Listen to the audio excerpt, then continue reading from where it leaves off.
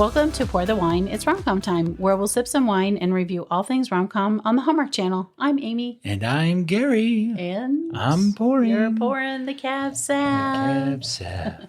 Should we get right to it today? Yes, let's do it. Today we're reviewing the final Summer Nights movie, Catch of the Day, that aired on the Hallmark Channel on Saturday, August 30th, 2025, and is streaming right now on Hallmark Plus. Yes, it is. Yes, it is. We would love it if you would click that follow button on your favorite podcast platform so you don't miss an episode. If you listen on Apple or Spotify, you can also leave us a review. And hopefully it's a positive one. Hopefully, fingers crossed, it's a positive review. And toes. Toes. You can also find us on YouTube and all social media. You can also send us an email at pourthewine@gmail.com and let us know your thoughts about Catch of the Day or anything Hallmark related. Yes. We'd love to hear from you, and we might read it on the pod. We will read it. We will read it. So, you want to tell us who's in this one? Absolutely. All right. Emilie Ullerup plays Sophie. Mm-hmm. She's done, of course, a lot of Hallmark work. She's in 4 of the Sign, Seal, Deliver movies and in an episode of the Sign, Seal, Deliver TV series. Okay.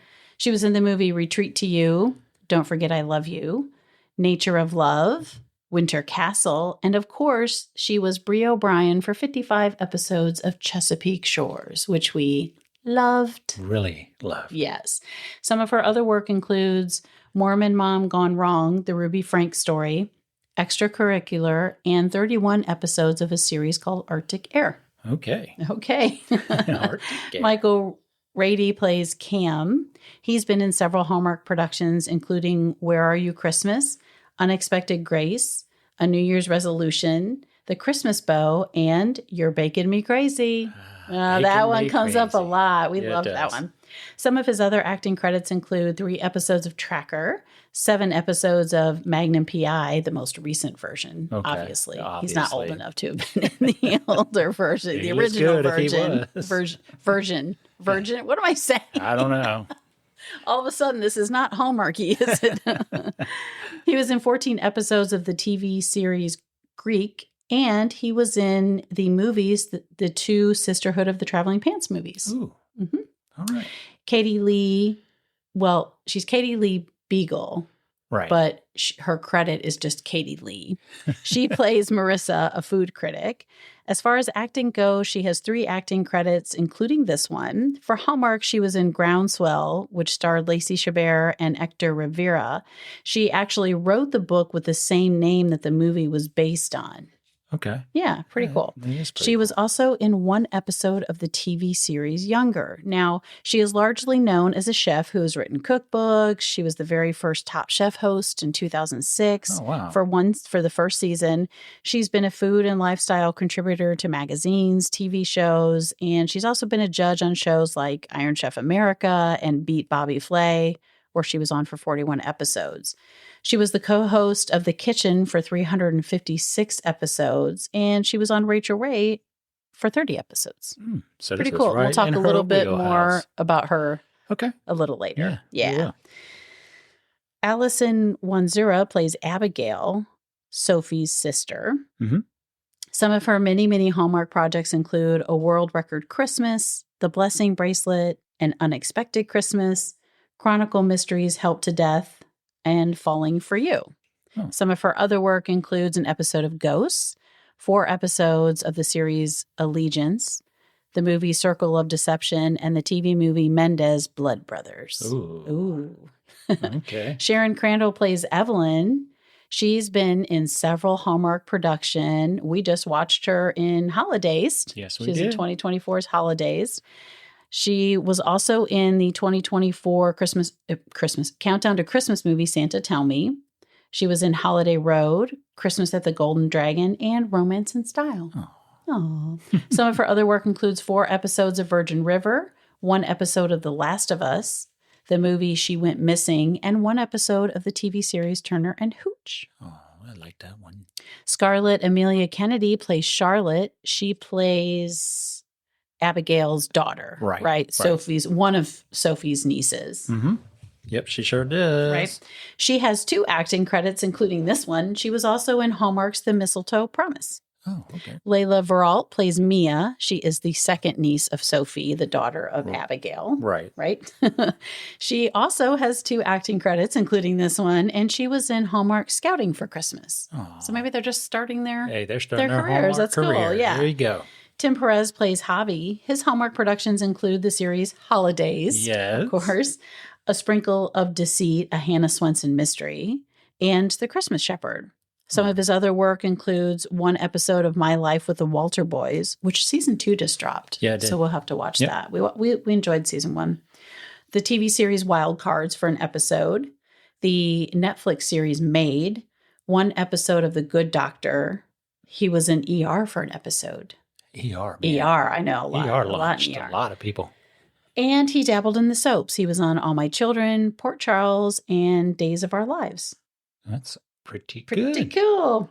Yes. Casey Manderson plays Rick. He's been in several Hallmark productions, including The Professional Bridesmaid, Game, Set, Love, Dating the Delaneys, Rip in Time, Morning Show Mysteries, Murder Ever After, The Christmas Ring, You're Baking Me Crazy. There's that one again, too. He was also in an episode of the Signed Sealed Delivery series. Ooh. Some of his other work includes one episode of The Last of Us and Firefly Lane, the movie A Doggone Christmas, A doggone and Christmas. A Grumpy Cat's Worst Christmas Ever. Oh, Remember the Grumpy wow. Cat meme? Grumpy cat. Michelle Brzezinski plays Susan. Her Hallmark work includes Jingle Bell Run, which was in 2024. Love that one. Time for You to Come Home for Christmas. Sense, Sensibility, and Snowmen. That was actually just on Okay. Hallmark Channel.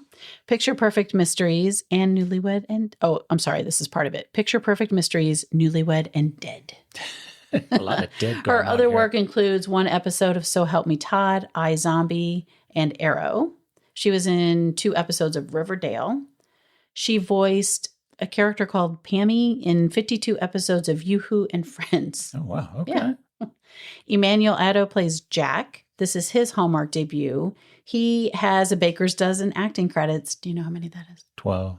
Nope, 6. No, 10, 13. 13. I don't know. I don't bake. I was like all over it. I was everywhere. Eventually 3, 2, you get the number. 20. Okay, 13. That's so funny. That's funny. He was in 4 episodes of Allegiance, 1 episode of Superman and Lois, Firefly Lane, and Nancy Drew. Oh, cool. Everett Golding plays William. His Hallmark work includes Napa Ever After, Merry Go Round. He was in 1 episode of Chesapeake Shores. He was in Christmas for Keeps, The Christmas Promise, and A Christmas Tree Grows in Colorado, to name a few. All right. Some of his other work includes 2 episodes of Wilderness, 5 episodes of The Flash, 1 episode of Once Upon a Time, and he was in the movie White Chicks. Oh, I think that was the Wayne brothers. Yes, a I couple of the believe Wayne so. brothers. I believe so. And finally, Amanda Huxtable plays Julie. This is her Hallmark debut. She has 15 acting credits total. She was in an episode of Horrified and Creepshow, 1 episode of Monarch, Legacy of Monsters, and the movie called The Moviegoer. Awesome. Awesome. Well, Jessica Harmon directed this movie. Jessica Harmon. And Andrea Canning and Katie Lee Beagle, speaking of her, Yeah. this is who wrote it. Who wrote it? Who wrote it? Wrote it, yes. It was written by. So, is it time to drop the synopsis? It is time to drop the synopsis. Woo, let's go. You want to do it? Sophie is a rising culinary star on the verge of becoming executive chef at a high-end Manhattan restaurant. But when her sister Abigail calls with news that their beloved family seafood spot in Montauk is floundering, that's good, floundering, Floundering. Sophie returns home to help. I didn't even realize that when you talked. No That's pun, funny. no Okay. pun. We'll probably give away some spoilers. So if you haven't watched Catch of the Day yet, push pause, go watch it, and then come back to our review. Yes, please do. Yes, please do, because we'll probably give away some. We always say we might, but we definitely Always do. we talk about our favorite scenes and whatnot. So, Yeah.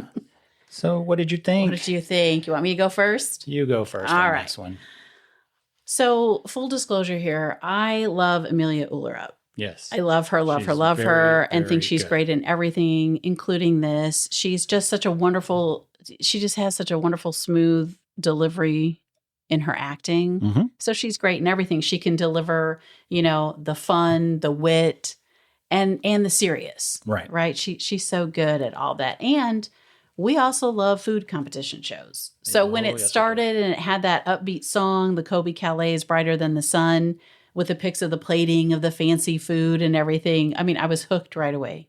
Yeah. Hooked, get it? I get it. See what I did there? Some puns going on today. I mean, I enjoyed it. It had all the classic Hallmark movie vibes, right? You have the girl who lived in a small town, moved to the big city, heads home to help a small town business, Right. her family business. She meets up with an old crush, etc. So I really enjoyed it. The only thing I would say that I felt like didn't work as well as I'd hoped was the chemistry between Sophie and Cam. They just sort of came off better as close friends than having a real spark between them. So, but overall, generally, I enjoyed it. What about you? I felt the same way. It's funny because we almost had identical takes on this. We did, and we don't talk about it, and we don't look at it, and we try not to. Yeah, because we don't want to ruin it. Yeah, it was typically your Hallmark story, right? Where the girl or the guy moves to a big city, wants to get away from the small town. She's a chef, he's a chef, whatever. Gets a call from a family member to come back. She comes back. Yeah. And the thing is Abigail's her passion's not cooking or baking. Her sister, Sophie's sister, who's running the family business back at home. And by her coming back, which is for 3 weeks, 10 days, in running into her old fling, Cam, it's just a typical. Well, I don't even know if they had a fling. They had that brief kiss in 7th grade. So they weren't really ex-boyfriend and ex-girlfriend. She just had a crush on him. Mm-hmm. And it sounds kind of like he had a crush on her, but then they went into high school and he wanted to act cool and he didn't, pay attention to her. So, I mean, it was good for a Hallmark movie. I liked it. Yeah. And can we talk about Montauk for a minute? Oh, yes. Oh, yeah. So it seems like we're hearing more and more about it lately, right? Yeah. Like you and I watched, there's a Showtime series called The Affair, which is really, really good. Yes, Except maybe the last season wasn't great, last few episodes. Weird. But a lot of that took place in Montauk, and I'd never heard of it until we watched that. But since then, it just seems like it's coming up more and more. Yeah. So, and I guess we could talk here. Do you want to talk about Katie Lee Beagle's podcast? Yeah, let's do it. So we did listen to her podcast where she talked about the making of this movie, which I thought was really cool. Go listen to it. Her podcast is called All on the Table. And this one in particular was, you can listen to all of them, but this one was about Catch of the Day. And it was only it was less than 20 minutes, I think. So it was brief, but it was really cool. I love the behind the scenes stuff, right? Yeah. So we listened to it and found out that she developed the idea after reading an article in, I don't even want to say a paper, some paper, about Montauk and how millennials were moving back home or trying to save their family business from big corporations taking it over. So that sort of sparked her idea to write the movie, and she pitched it to Hallmark. Mm-hmm. And you can chime in. I'm trying to remember it correctly. And no, it took a while. They gave her a big time writer, and I don't know offhand who that particular writer was. that you named, Andrea Canning. Oh, I'm sorry. Canning. Yes, Andrea Canning. They gave her a Hallmark writer because for Groundswell, she had written the book, and I believe somebody else adapted it to the screen. A Hallmark writer adapted it for Hallmark and wrote the teleplay, right? But in this case, she had the idea and she was able to co-write the teleplay with Andrea Canning, right? Who has done, I think she said dozens of Hallmark films. So that was pretty cool. Yeah. I mean, she's got 2 movies now. Yeah, yeah. I thought it was awesome, man. It was cool. And I like how she said it was originally supposed to be, she called it The Last Resort because that's a nickname for Montauk. And she thought it was a play on, Sophie coming home to save the business is a last resort. So she really liked that, but they couldn't use the name. Right. Hallmark said there were legal reasons. They ran into some issues. It's always legal. So it became Catch of the Day, which I thought was really cool. Yeah. So if you want to check out her podcast and listen to a little behind the scenes, it was pretty cool. She talks about the production and who was starring in it and all that jazz. So yeah. And she even got a little cameo in it too. She did. She's in it for a few times.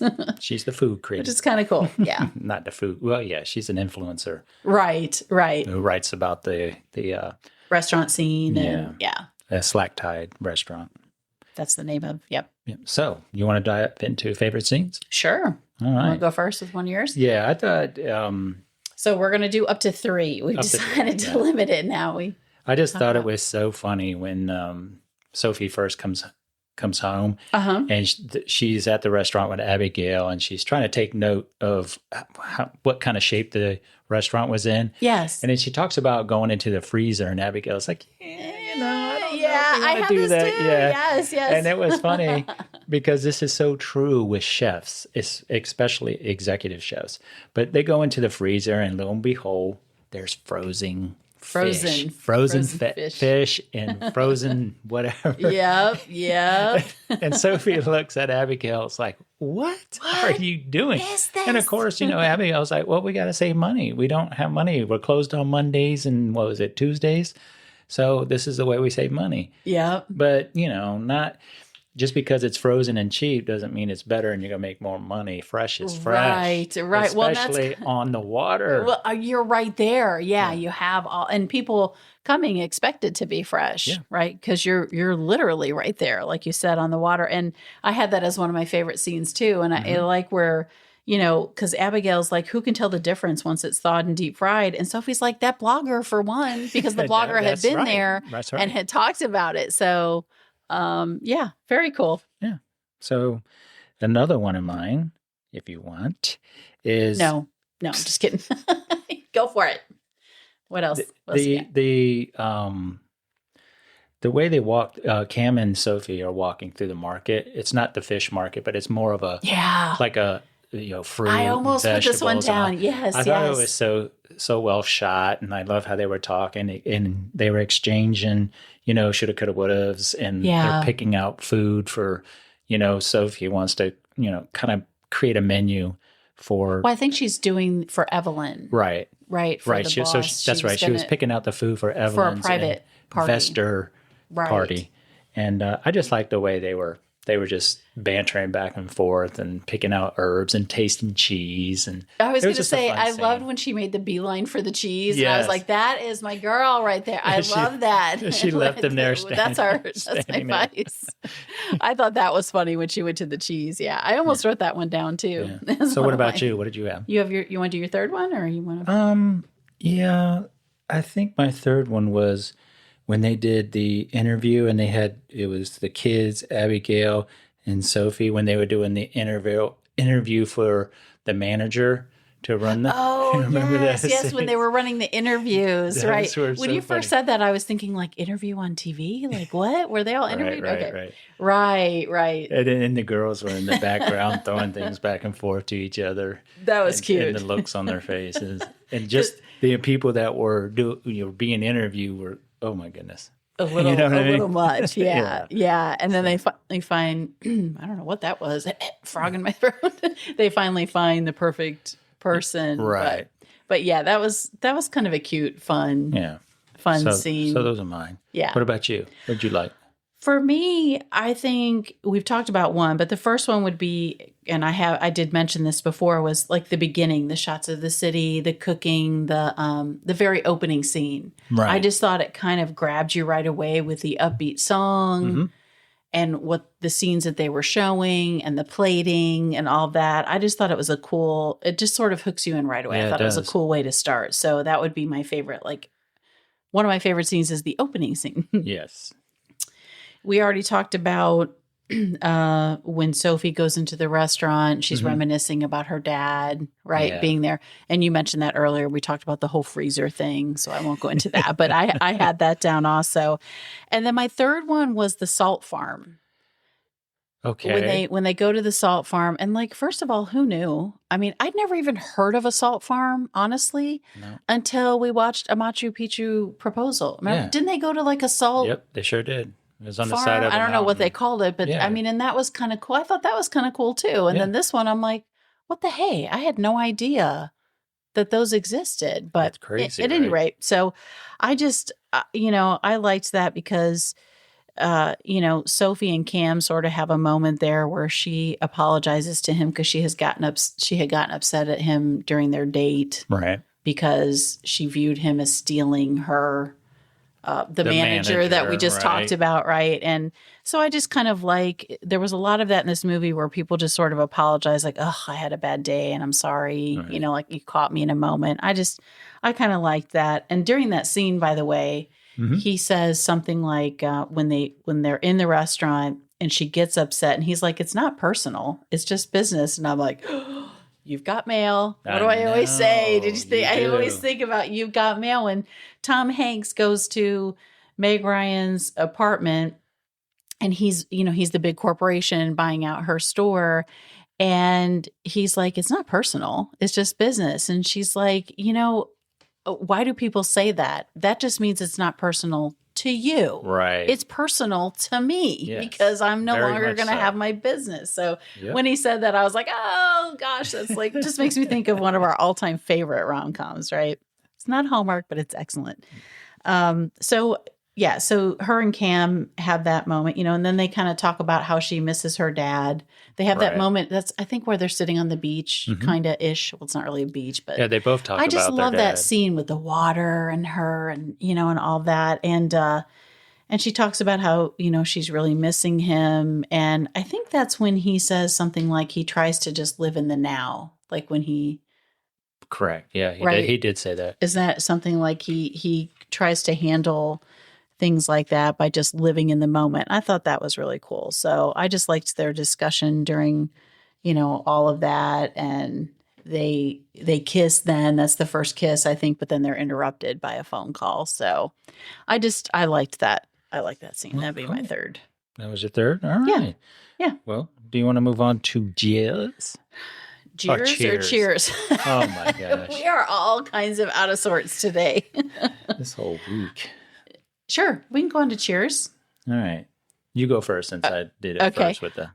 My biggest cheer is just the story. I thought, it's a Hallmark formula for sure, but the flow and pace were great. Right.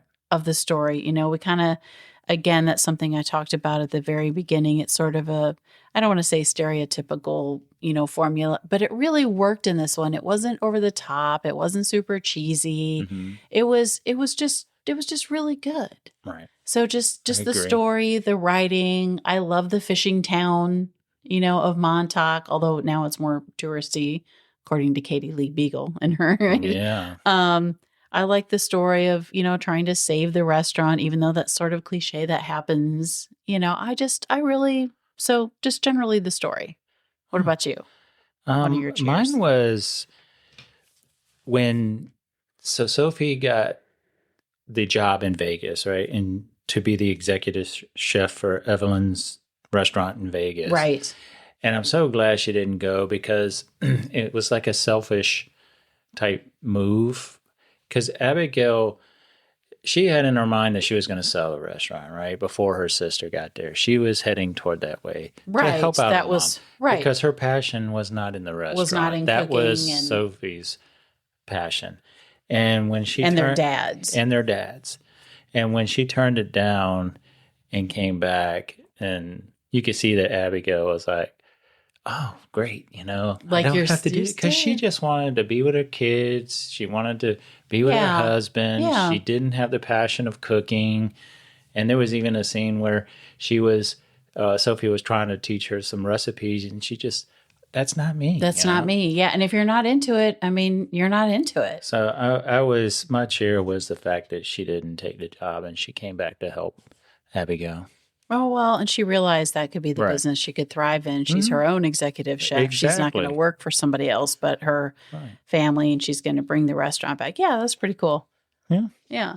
Another cheer of mine would have been, I talked about it during the scenes, is that nobody seemed to stay upset for too long. It's more like real life. You might have little squabbles, unless it's a really deep argument. Mm-hmm. You're not going to stay upset for too terribly long. Like I said, Sophie apologized to Cam, and or she apologized to Cam for getting upset with him. And the same with Sophie and her sister. They have sort of a skerfuffle over, they have sort of a, who has the most stress Olympics kind of thing, as I like to call it, which, and Sophie, I think Sophie didn't realize when she said, oh, you don't know how stressful it is in New York and blah, blah, blah, and that kind of hurts Abigail, because Abigail has been there doing the grunt work, trying to keep the restaurant afloat, working out the budget, making things work.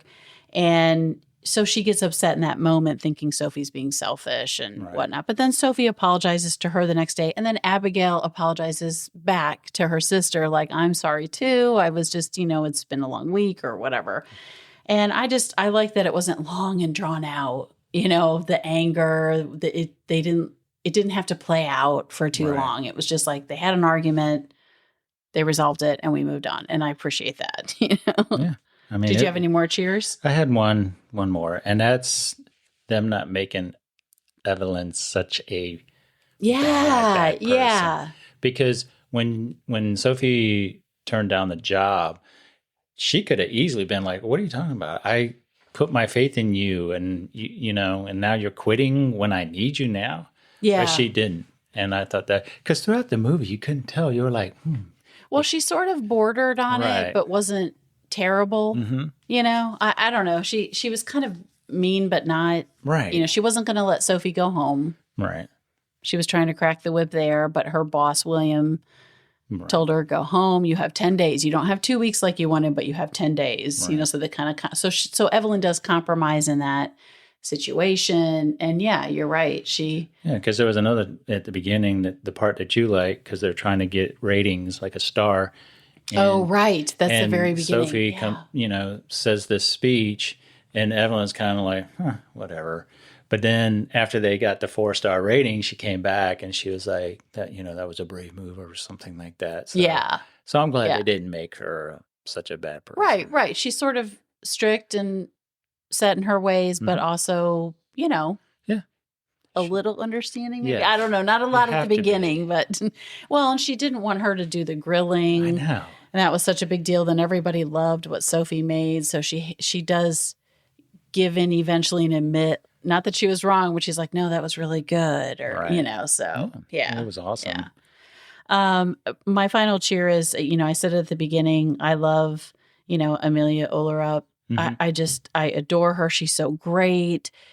She pulls off the funny, the witty, the heartfelt. She can do it. She can do it all and do it well. And I liked when Sophie and Abigail are sitting outside around the fire pit. It was so reminiscent of Chesapeake Shores. Yeah, it was. Because you got the water behind them, and because in Chesapeake Shores they would go out by the fire pit. I'm like, that's Emilia's wheelhouse right there. That has to be so familiar. And I wonder if she kind of thought about those days during that particular scene. So, and Treat Williams and all that. So, yeah, I just love her, and I hope we see more of her. Mm-hmm.